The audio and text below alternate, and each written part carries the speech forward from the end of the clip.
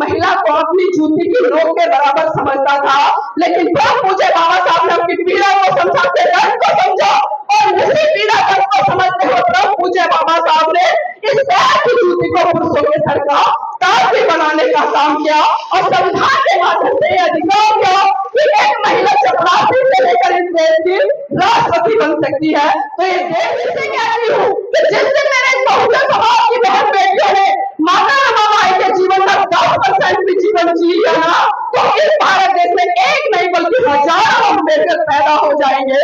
लेकिन जरूरत है आपको माता रमाबाई बनने की, जरूरत है आपको माता रमाबाई बनने की। और इसी तरीके से जिस महिला ने 4 बच्चे आप पर कुर्बान कर दिए, जिस महिला ने पूरा जीवन आप सबके लिए कुर्बान कर दिया, और मैं बिल्कुल साफ कहना चाहूंगी, अगर डॉक्टर अम्बेडकर के जीवन में माता रमाबाई नहीं आती तो डॉक्टर अम्बेडकर कभी भी बाबा साहब नहीं बनते। लोग कहते हैं उन्हें अवसर भारत देश में देखने को मिले और हर गली हर पूछे से सिर्फ एक ही आवाज आए कि ले अंत मन दीप भाव, ले अंत मन दीप भाव, मूल मंत्र बने स्वयं के स्वामी, गूंज उठे हर बस्ती से बुद्धं शरणं गच्छामि, धम्मं शरणं गच्छामि, संघं शरणं गच्छामि। लेकिन आप अपने पतियों की लंबी उम्र करनी है ना, तो एक बार गांठ बांध लीजिए कि जिसके घर के पुरुष, चाहे वो बेटा है, पति है, कोई भी है, जो दारू पीते हैं, सिगरेट पीते हैं, बीड़ी पीते हैं, गुटखा खाते हैं, ये छुड़वा दीजिए, फिर देखना वो कितना लंबा जीवन जिएंगे।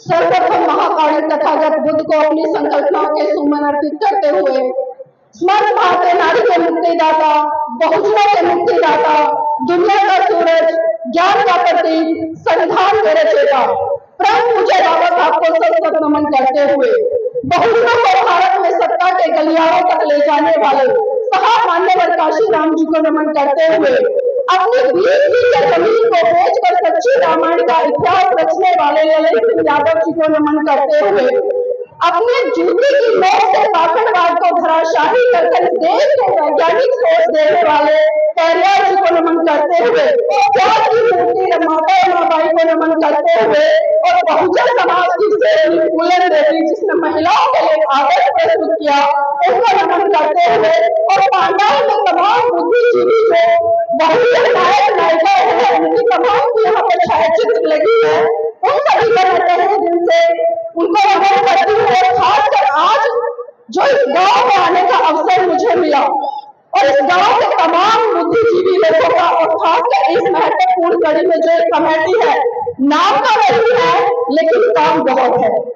देखिए अक्सर हम देखते हैं कि लोग नाम के पीछे भागते हैं, लेकिन इतिहास में मैंने पहली बार ऐसे लोग देखे हैं, ऐसा संगठन देखा है जिसका कोई नाम नहीं है लेकिन काम बहुत है और उनका जीवा जाता उदाहरण यहाँ पर तमाम बुद्धिजीवी लोग इतनी गर्मी में यहाँ पर बैठे, खासकर मेरी मातृशक्ति एक बार मैं चाहूंगी कि आप जोरदार तालियों से अपने लिए भी अपना स्वागत करें।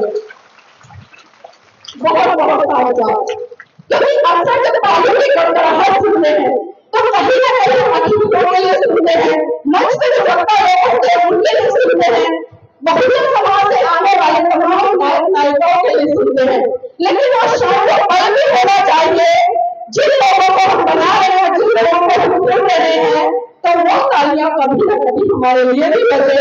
तो वास्तव में आप सभी साधुवाद के पात्र हैं, इतनी गर्मी में यहाँ पर बैठे हैं और अपनी बात की शुरुआत करने से पहले खासकर मैं महिलाओं के लिए कुछ बनते कहना चाहूंगी कि जाओ उठो खड़ी हो जाओ, जाओ उठो खड़ी हो जाओ, चाहे अपने शीश कटाओ, अरे किसी और के लिए नहीं बल्कि अपने लिए, अपनी आने वाली संतानों के लिए इस भारत को बोझ में कर जाओ, इस भारत को बोझ में कर जाओ। और ये बात मैं इसलिए कह रही हूँ क्योंकि हम और पूछे बाबा साहब की बड़ी बड़ी बातें तो कर लेते हैं, बाबा साहब के बड़े बड़े नारे लगा लेते हैं, हम बाबा साहब के नाम पर बहुत भव्य विशाल मंच लगा लेते हैं, लेकिन सही रूप से जब उनके सिद्धांतों को मनोसात करने की बारी आती है, उनके विचारधारा को फैलाने की बारी आती है, तो कहीं ना कहीं उसमें हम फेल होते नजर आते हैं। मेरे भाइयों मेरी बहनों, बाबा साहब के दो सपने रहे।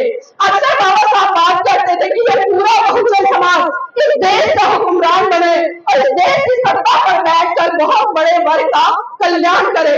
लेकिन विडंबना है कि आजादी के 77 साल बीत चुके हैं, आज भी हम जिस तरह से सत्ता में इस बहुजन समाज के लोगों को पहुंचना चाहिए था, वहां तक नहीं पहुंच पाए हैं। पहला सपना तो छोड़ दीजिए, हम वो भी साकार नहीं कर पाए।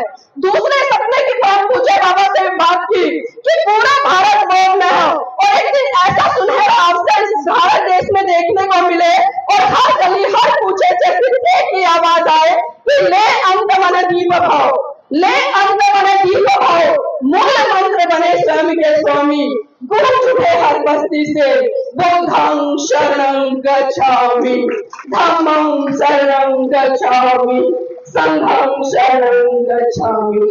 लेकिन विडंबना, ना तो हम पहला सपना साकार कर पाए और ना ही बाबा साहब का दूसरा सपना साकार कर पाए।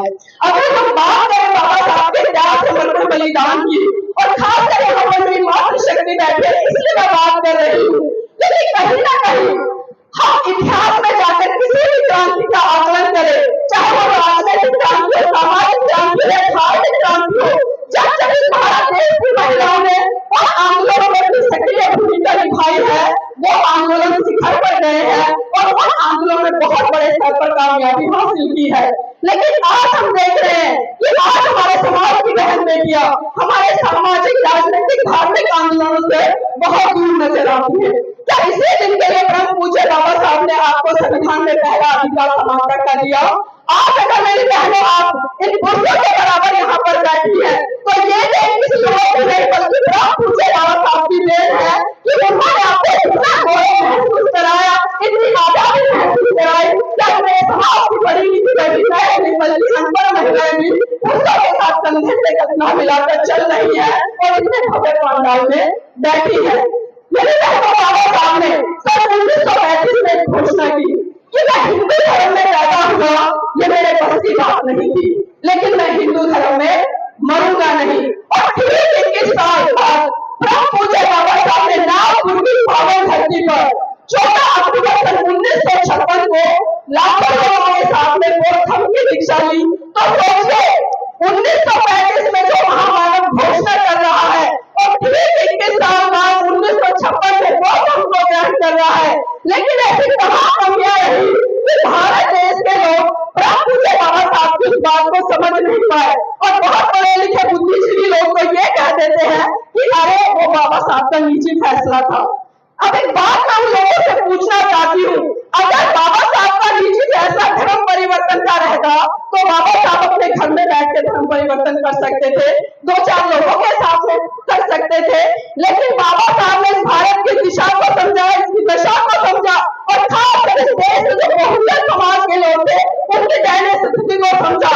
किस तरह से ऐसी व्यवस्था इस देश के बहुत बड़े तबके पर अत्याचार शोषण कर रही थी, उसको गुलाम बना रही थी। और खासकर मैं महिलाओं की बात करूं तो आजादी से पहले बहनों मेरी जाकर देखिए इस भारत देश की महिलाओं की क्या स्थिति थी, चाहे वो ब्राह्मण हो, क्षत्रिय हो, वैश्य हो, शूद्र हो, वो किसी भी समाज से आने वाली हो, उसकी दयनीय स्थिति इतनी बुरी थी कि एक पुरुष एक महिला को अपनी जूती की नोक के बराबर समझता था। लेकिन जब मुझे बाबा साहब ने अपनी पीड़ा को समझा, दर्द को समझा और उसी पीड़ा दर्द को समझते हुए तब मुझे बाबा साहब ने इस पैर की जूती को पुरुषों के सर का ताज भी बनाने का काम किया और संविधान के माध्यम से अधिकार दिया कि एक महिला चपरासी से लेकर इस देश की राष्ट्रपति बन सकती है। तो ये देश किसी भी देवी देवता की नहीं बल्कि ये देश है प्रभु पूज्य बाबा साहब की।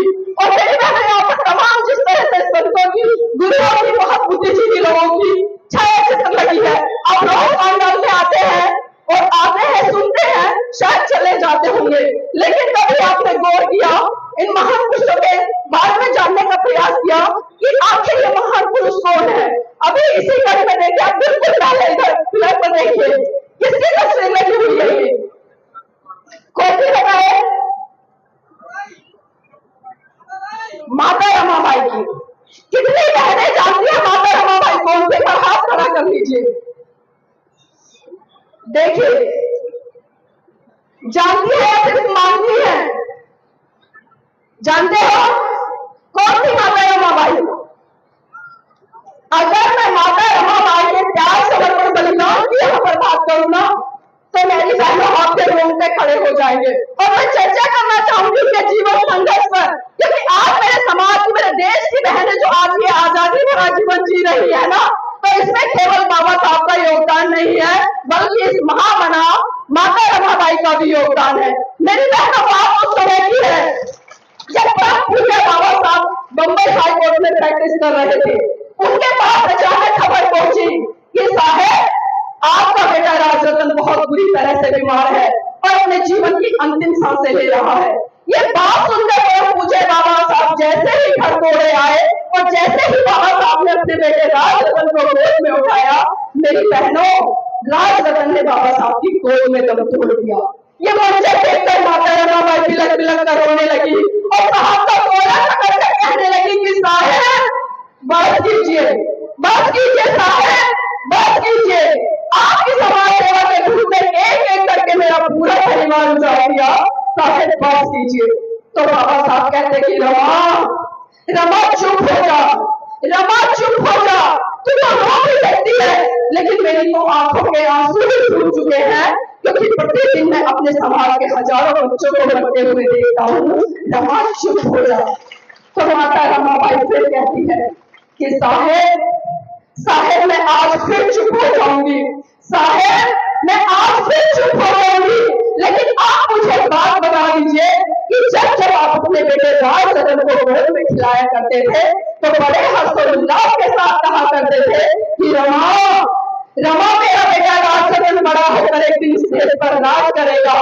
तो साहेब आज राजरतन तो इस दुनिया में रहा नहीं, आप मुझे ये बता दीजिए कि बड़ा होकर अब इस देश का राज कौन करेगा।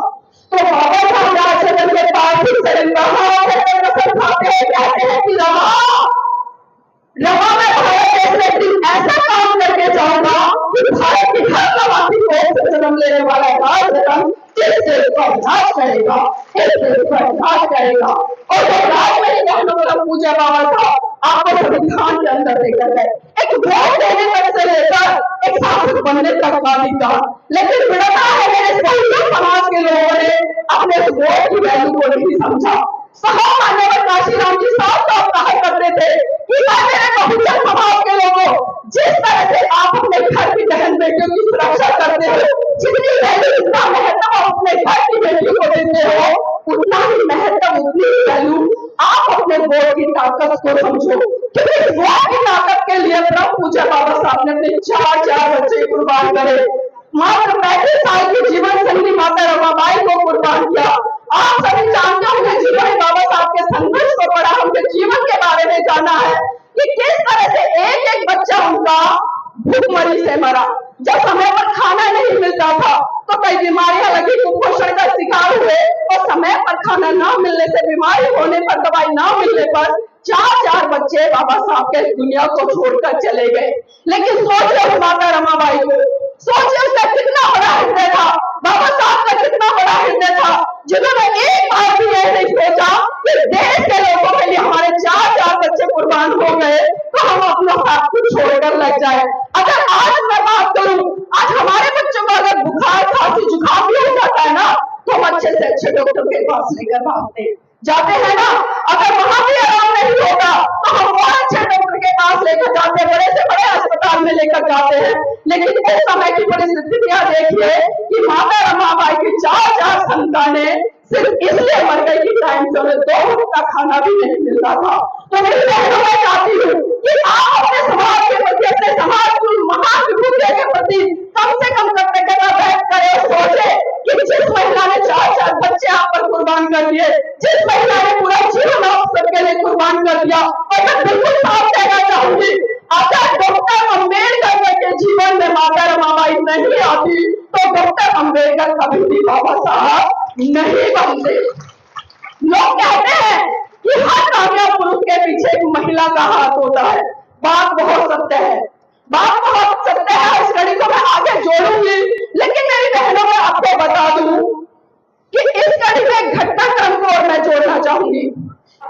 जब पूज्य बाबा साहब विदेश से पीएचडी की डिग्री लेकर भारत लौटे और जब भारत में महाराष्ट्र के लोगों को ये पता चला कि हमारे बाबा साहब विदेश से PhD की डिग्री लेकर आ रहे हैं, तो उनके मन में हर्षोल्लास जाग उठा और उन्होंने बाबा साहब के सम्मान सत्कार कार्यक्रम में एक विशाल व भव्य कार्यक्रम का आयोजन कर डाला।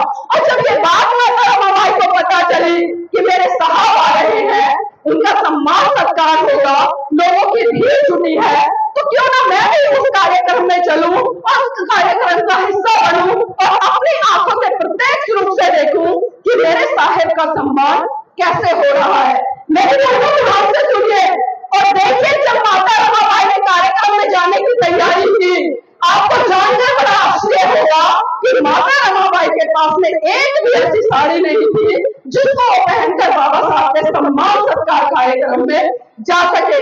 माता रमाबाई ने पूरा घर संभाला, तभी उन्हें याद आया कि एक बार साहू जी महाराज ने सम्मान स्वरूप बाबा साहब पर पगड़ी भेंट की थी।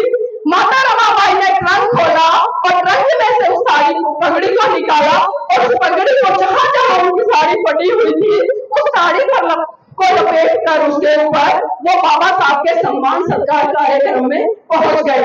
अब एक सवाल है मेरा आप सबसे, जब किसी महिला के जीवन साथी का सम्मान सत्कार कार्यक्रम हो रहा हो तो उस महिला को कहाँ होना चाहिए? कहाँ होना चाहिए? कोई भी बताए। मंच पर होना चाहिए अपने पति के साथ में। अगर मंच पर भी नहीं है तो कम से कम जो सामने भीड़ है, जो कुर्सियां बिछी है, तो पहली पंक्ति में होना चाहिए। अगर पहली पंक्ति में भी नहीं है तो दूसरी में होना चाहिए। लेकिन आपको जानकर आश्चर्य होगा कि माता रमाबाई ना मंच पर थी और ना ही जो मंच के सामने कुर्सियां लगी थी, पहली पंक्ति में नहीं थी, दूसरी में नहीं थी, तीसरी में नहीं थी। यहाँ तक कि जो लाखों की भीड़ वहां पर जमा हुई थी बाबा साहब को देखने के लिए, उनको सुनने के लिए, दूर दूर तक माता रमाबाई को भी जरूरत नहीं आ रही थी। बाबा साहब भी भाषण दे रहे थे, मन में कहीं ना कहीं उथल पुथल मच रही थी कि अरे इतना बड़ा जन सैलाब हो रहा है, लेकिन मेरी रामू कहीं दिखाई नहीं दे रही। वो भी टकटकी लगाकर भीड़ में निहार रहे थे। बाबा साहब का जैसे जैसे भाषण अंतिम दौर में जाता रहा तो बाबा साहब की अचानक से नजर भीड़ के पीछे पेड़ था, उस पेड़ के पीछे एक महिला चुपके से निहार रही थी, वहां पर पड़ी। बाबा साहब बिना कुछ समझ गए कि भीड़ के पीछे जो पेड़ है, उस पेड़ के पीछे जो महिला चुपके से निहार रही है, वो कोई और नहीं, वो मेरी रामू है। और वो ये भी समझ गए कि रामू भीड़ के आगे क्यों नहीं आई, मंच पर क्यों नहीं आई। और मेरी बहनों, जब बाबा साहब का भाषण खत्म हुआ तो बाबा साहब जी ने भीड़ को छीनते हुए सीधे माता रमाबाई के पास पहुंचे और उनका हाथ पकड़कर बोले कि रमा मुझे माफ करना, रमा मुझे माफ करना। रमा, ऐसा नहीं है कि मैं तुझे एक से सुंदर एक साड़ी नहीं पहना सकता। रमा, ऐसा नहीं है कि मैं तुझे आभूषण नहीं पहना सकता। रमा, ऐसा नहीं है कि मैं तेरा सत्कार नहीं कर सकता। लेकिन रमा, मुझे माफ करना। जितनी जिम्मेदारी मेरी तेरे प्रति है, उससे कहीं ज्यादा जिम्मेदारी मेरे भारत देश की प्रत्येक महिला के प्रति है, जिसको ठीक से शरीर ढकने के लिए कपड़ा भी नहीं मिलता। तो सोचिए मेरी बहनों, जिस माता रमाबाई ने अपने जीवन में कभी भी एक अच्छी नहीं पहनी, सुंदर साड़ी नहीं पहनी, उसी माता रमाबाई के त्याग समर्पण बलिदान के कारण आज मेरे भारत देश की महिला, खासकर बहुजन समाज की महिला 1000 रुपए से लेकर 1 लाख रुपए तक की साड़ियां पहन रही है। ये त्याग समर्पण बलिदान है इस महान की मूर्ति माता रमाबाई का। तो ऐसी महिलाओं के प्रति हमें नतमस्तक होना चाहिए। और मैं फिर से कहती हूँ कि जिस दिन मेरे बहुजन समाज की बहन बेटियों ने माता रमाबाई के जीवन का 10% भी जीवन जी लिया ना, तो इस भारत देश में एक नहीं बल्कि हजारों अम्बेडकर पैदा हो जाएंगे। लेकिन जरूरत है आपको माता रमाबाई बनने की, जरूरत है आपको माता रमाबाई बनने की। और इसी तरीके में मैं बात कर रही थी पीछे कि किसी भी कामयाब पुरुष के पीछे एक महिला का हाथ होता है। लेकिन इस कहावत को एक ऐसे महामानव ने बिल्कुल विपरीत कर दिया और उन्होंने बता दिया कि एक कामयाब महिला के पीछे एक पुरुष का हाथ होता है। तो बता सकते हैं उस महामानव का नाम क्या है? बता सकते हैं जी?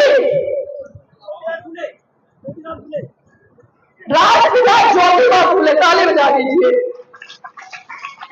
और रहे हैं बहुजन नायक साहब मान्यवर काशीराम। तो देखिए हमारे पास में एक से बढ़कर एक ऐसे योद्धा हैं, एक से बढ़कर एक ऐसे महान पुरुषों का जीवन संघर्ष है। हमें दूसरों को पढ़ने की जरूरत नहीं है, हमें दूसरों को जानने की जरूरत नहीं है, लेकिन विडंबना है कि भारत देश में आजकल मानने की प्रवृत्ति ज्यादा है और जानने की प्रवृत्ति बहुत कम है। मेरी बहनों, भी पिछले दिनों अयोध्या में आप सबने देखा होगा एक बहुत ही भव्य और विशाल कार्यक्रम हुआ और एक बहुत बड़ा मंदिर बनाया गया और उस मंदिर में 22 तारीख को एक पत्थर की मूर्ति में प्राण प्रतिष्ठा करने का काम किया गया। अब एक सवाल है मेरा आप सबसे और खासकर उन लोगों से जो सवाल नहीं करते, जैसा कहा वैसा मान लेते हैं, क्या किसी पत्थर की मूर्ति में प्राण डाले जा सकते हैं? बताइए मुझे हाथ उठाकर। तो हमने क्यों मान लिया? हमने क्यों मान लिया? उन्होंने कहा और हमने मान लिया।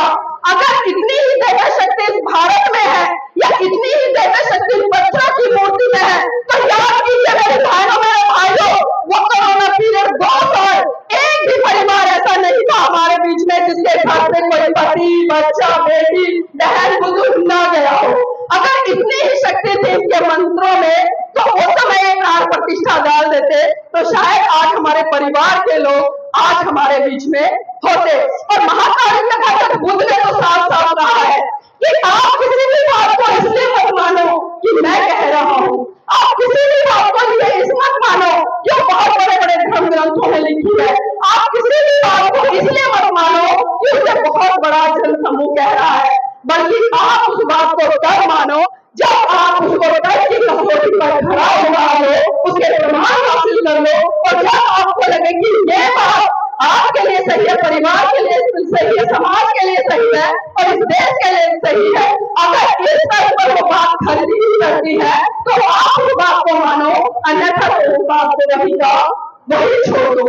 अब मैं बात करती हूँ अपनी बहनों की, क्योंकि बहनों के संदर्भ में मुझे बुलाया गया है, तो अब मैं अपनी बहनों को छूना चाहूंगी। मेरी बहनें खासकर आज भी मैं देख रही हूँ आजादी के 75 साल बाद भी उन्हीं परंपराओं में उलझी हुई है जो परंपराएं दूसरे लोगों ने आपके लिए निर्धारित की। जिस तरह से दूसरे लोगों ने कहा कि एक महिला शादी से पहले अपने पिता के अधीन रहेगी, शादी के बाद अपने पति के अधीन रहेगी और जब उसका पति मर जाएगा तो वो अपने पुत्र के अधीन रहेगी। मतलब कुल मिलाकर ये कहूं मैं कि एक महिला के ऊपर पूरा का पूरा वर्चस्व एक पुरुष का स्थापित कर दिया। क्या ये सही है? नहीं। लेकिन आज भी ऐसा होता है, आज भी ऐसा होता है जब ब्रह्म पूजा बाबा साहब ने तमाम अधिकार हमें संविधान में दे दिए, लेकिन आज भी हम देख रहे हैं मनोवादी व्यवस्था के तहत हमारे घर बार चल रहे हैं, हमारे रिश्तेदार चल रहे हैं, हमारा समाज चल रहा है। साल में बहुत सारे ऐसे तीज त्योहार आते हैं जो इस बहुजन समाज के नहीं है, लेकिन फिर भी बहुजन समाज के लोग और खासकर महिलाएं उन्हें बड़े हर्षोल्लास के साथ मनाती हैं। तो क्या हम कह सकते हैं कि हम अम्बेडकरवादी हैं? क्या हम कह सकते हैं कि हम बाबा साहब के अनुयायी हैं? क्या हम कह सकते हैं कि हम सही मायनों में मिशनरी हैं? शायद नहीं। अगर हम ऐसा कहते हैं तो बिल्कुल सरासर झूठ है। एक बार मेरी बहनों हाथ खड़े करना, कितनी महिलाएं ऐसी हैं यहाँ पर जो करवा चौथ का व्रत करती है? ईमानदारी से हाथ खड़े करना। वेरी गुड, जल्दी जल्दी ताली बजा दीजिए एक बार इनके लिए जोर से। चलिए अब एक बार पुरुष हाथ खड़े करें। अपने घर की महिलाओं के लिए आप कितने व्रत करते हैं? देख लो एक बार, आप खुद देख लीजिए। और मेरी बहन एक बात और बताइए, जो ये करवा चौथ का व्रत है किस लिए करते हैं? किस लिए करते हो आप? पति की लंबी उम्र के लिए। देखिए ताली बजा दीजिए इनके लिए, ईमानदार है ये महिलाएं। आपकी लंबी उम्र के लिए करवा चौथ का व्रत करती हैं, लेकिन मेरी बहन पुरुषों से पूछो कि आपकी लंबी उम्र के लिए ये कौन सा व्रत करते हैं? पूछिए एक बार, करते हैं कोई? अब इसका मतलब क्या समझे हम? क्या जल्दी से निकलो और ये दूसरी ले आए? भाई इसका मतलब तो यही है ना। अगर हम ईमानदारी वाली बात कर रहे हैं। आप इनकी लंबी उम्र के लिए व्रत कर रही हैं, हर साल इनकी उम्र बढ़ा देती हैं, लेकिन ये कभी भी आपकी चिंता नहीं करते, आपकी लंबी उम्र नहीं बढ़ा रहे। और एक चीज और देखिए, पूरा दिन आप भूखा प्यासा रहती हैं, सुबह से लेकर शाम तक मतलब भूखे प्यासे रहती हैं, और शाम को सज धज कर महंगी साड़ी पहनकर, और मेरे पुरुष साथी भी सूट बूट पहनकर जैसे 7-8 बजे से बच्चों को भेजना शुरू कर देते कि बेटा देख क्या हो, किसी क्या देख के हो, क्या देख के हो, वेरी गुड, पता है सबको। देखो क्या देख के आते हैं, चांद। अब एक बात बताइए कि कई बार जब बचपन में शाम के समय आपका बच्चा रोता है, क्योंकि ये चीजें मैंने भी सुनी है, हमारे साथ भी हुई है, जब आपका बच्चा रोता तो आप अपने बच्चों को चुप कराने के लिए बड़े गर्व से कहते हैं कि बेटा देख चंदा मामा निकल गया।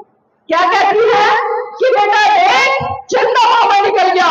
और जब करवा चौथ जैसी रूढ़िवादी परंपराएं आती हैं, आप उसी चांद को, उसी भाई को पति के रूप में देखती हैं छन्नी में से, तो ये कैसा दोहरा मापदंड, ये कैसा दोहरा मापदंड। क्या किसी दिन के लिए परम पूज्य बाबा साहब ने अपने 4 बच्चों की कुर्बानी दी?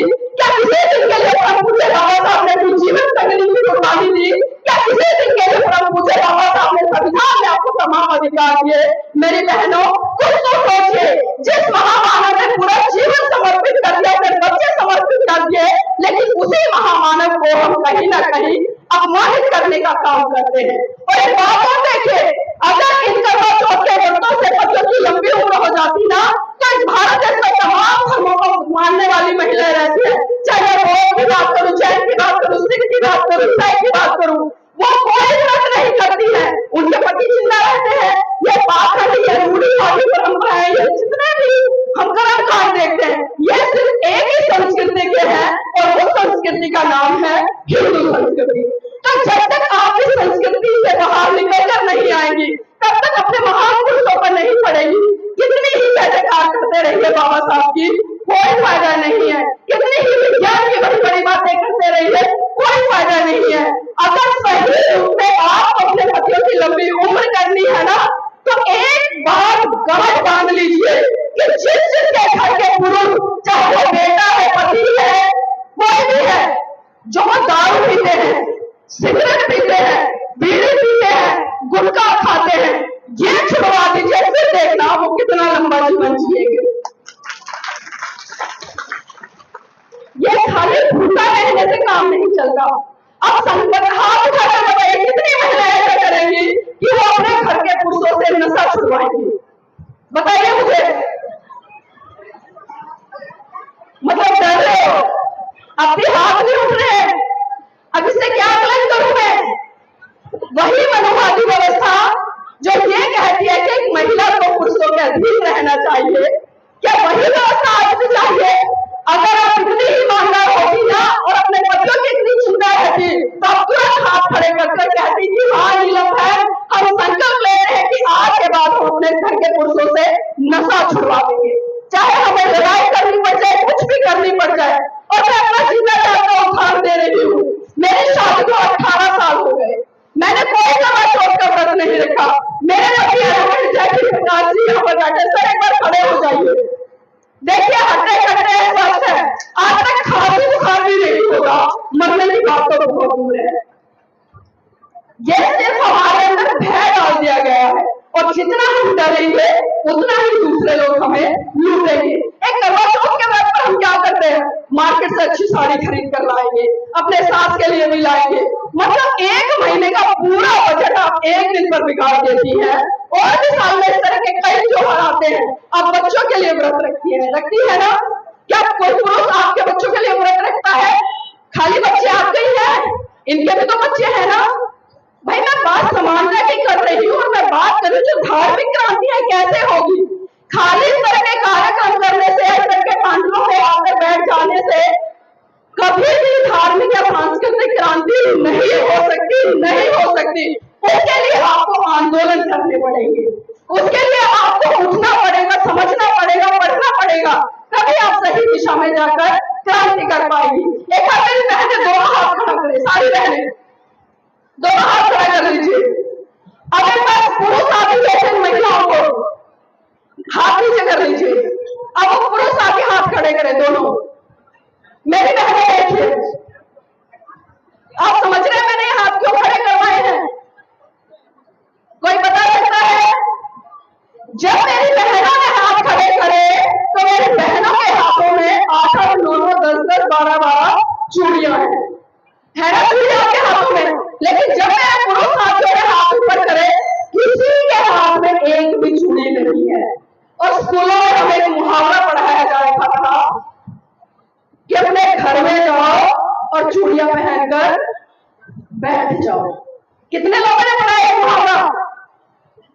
बहुत सारे लोगों ने।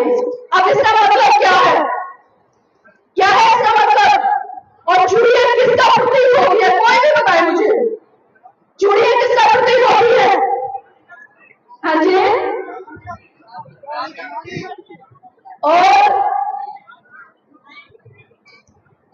कायरता का प्रतीक, कमजोरी का प्रतीक, बुजदिली का प्रतीक।